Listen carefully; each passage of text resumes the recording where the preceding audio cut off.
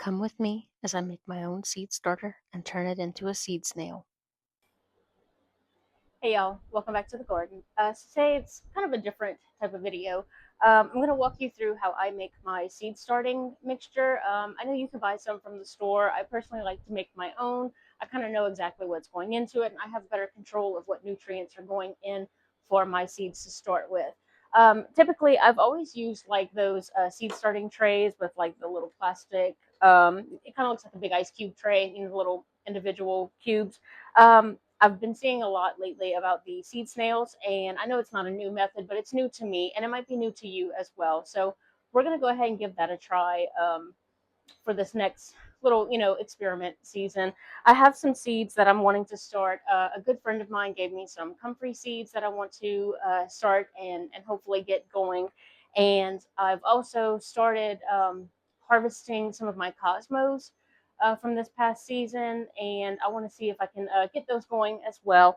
And I don't think my asparagus is going to do very well, so I think I'm just going to go ahead and plant some lettuce on top of it, which is something I've said in a previous video. So I'm going to go ahead and get those lettuce seeds started as well. But first off, so for my seed starting mixture, I use a combination of 2 parts cocoa coir, 2 parts perlite, 1 part vermiculite, and then 1 part worm castings. I think for here in South Louisiana, that's going to be a really good mixture with the humidity. That perlite's really going to help hold on to that moisture. In the past, I've only used 1 part perlite, but I'm going to bump it up to the 2 parts this time around and see if that makes a big difference. So I'm going to go ahead and get started mixing that together, and I'm going to take you along for that. So when something says like 1 part, I just always go with the same equal amounts, whether it's 1 cup, 1 scoop, whatever you're using, just keep consistent with that. And so for this one, I've already got the cocoa coir broken down. They'll come in a big brick, and you just pop it open out of the plastic wrap, and then you'll put it in some hot water and let it start soaking up the water and expanding, and then it's looser. You can work with it better. But like I said, I've got this one already broken up out of the brick. So we'll go ahead and do that. And I think for this, we'll do just this red solo cup. I'll see if I have enough. How about we start with there? All right, so I do have enough for 2 parts of the cocoa coir with this red solo cup. I'll do 2 parts of the perlite.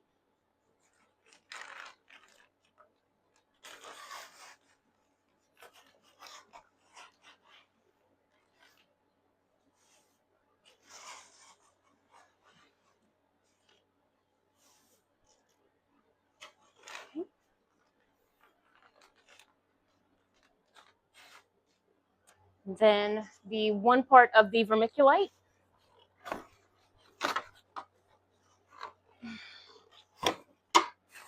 I ordered these ingredients off of Amazon, I believe, or somewhere on the internet. For the cocoa coir, it came in like a big pack of like 10 bricks. The perlite was this large bag.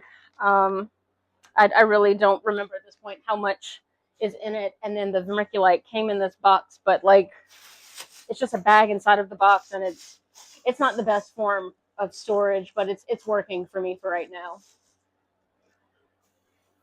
Those. Okay.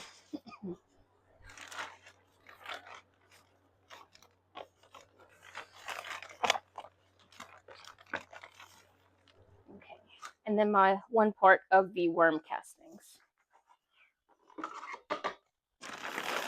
Okay. I'll show you guys. That's basically all it is, just basic ingredients. And we're going to go ahead and mix that up. Also, this is just one of those drain pans for when you're changing your oil. You can get them at like the automotive stores. I like this when I'm repotting some of my house plants or just mixing soil together.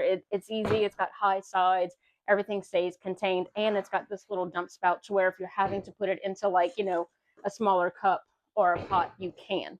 So we'll go ahead and get this mixed up. All right. So that's a lot more perlite than what I was expecting, I guess, or that I'm used to seeing. But that's okay. We'll see how it goes with this. All right.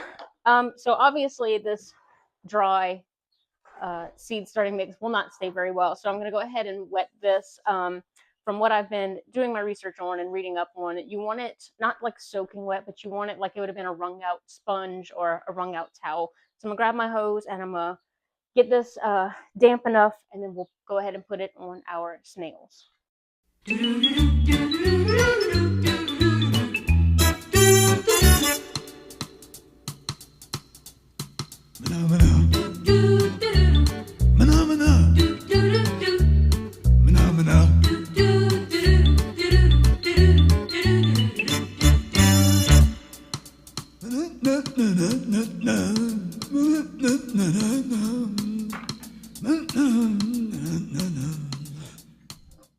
All right, finish mixing that together.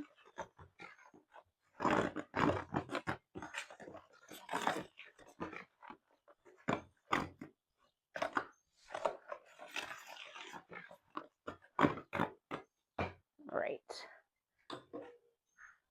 Yeah, I think that's going to be pretty good. It kind of holds its form, but it's not dripping wet. So I'm going to say that's a pretty good consistency, a pretty good moisture in there. So for my plastic, um, I have just a birdseed bag that we had laying around. I just kind of cut it to where I left the bottom together. I cut the top off and then I cut it down the side. So I have a nice little roll there. So I'll go ahead and give it a first try. Because like I said, I've never done this method before, but I definitely want to try it. And I should have put my hair up before I started this task today.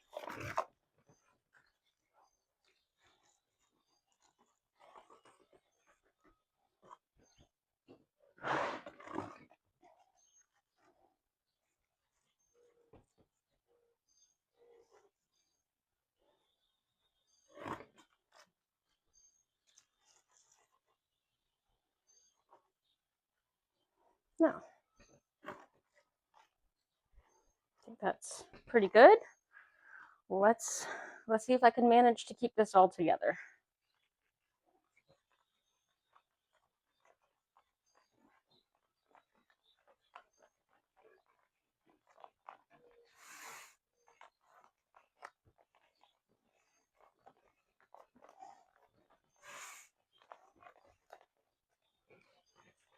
Okay. For the most part, it's in there. So let me just grab some tape so I could tape it together and hopefully keep it together and shut.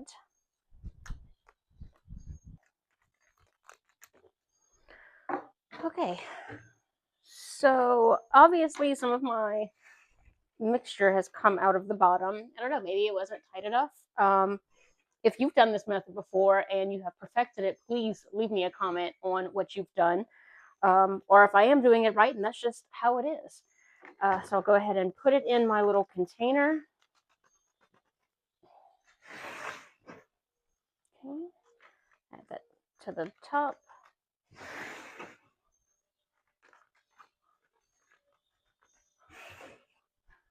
All right. There we go. As you can see, nice little snail roll.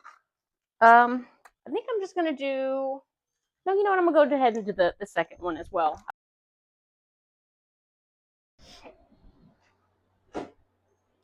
Okay, kind of cleaned up a little bit. So I'll go ahead and get some of these seeds going in there. I'll go ahead and start with lettuce because that's just the first thing that's on top. I don't know. I guess I'll just pick a spot and go with it, right?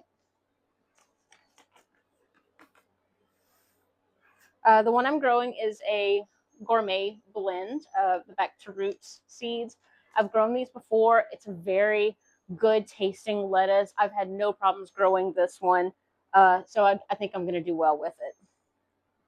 So I'm just going to go ahead and sprinkle it as best as I can inside the snail roll.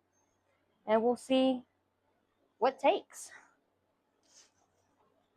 That was way too much.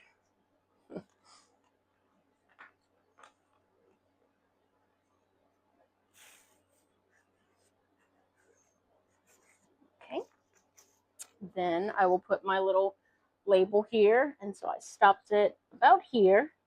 So I'll put it there kind of as a stopping spot so I can remember like this stuff in the front right here is lettuce. All right, and then I'll do my comfrey seeds.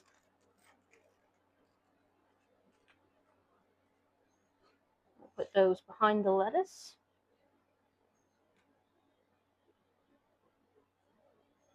Okay, get my tag for the comfrey right here. All right, and then Cosmos. Wow, I did not need that second snail. That really does take a lot of seeds. One left behind, no seed left behind. Here we go.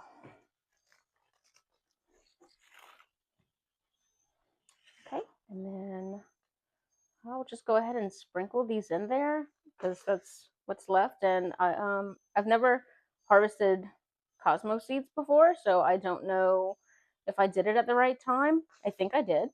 Guess we'll find out, right? Definitely want to make sure that I'm not putting it mixed in with the others. It's kind of the whole point of these little markers, right?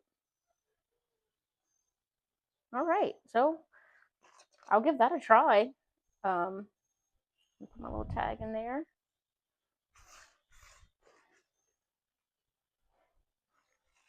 And we'll see how that goes. I think I'm gonna add a little bit more on top just to kind of cover the seeds.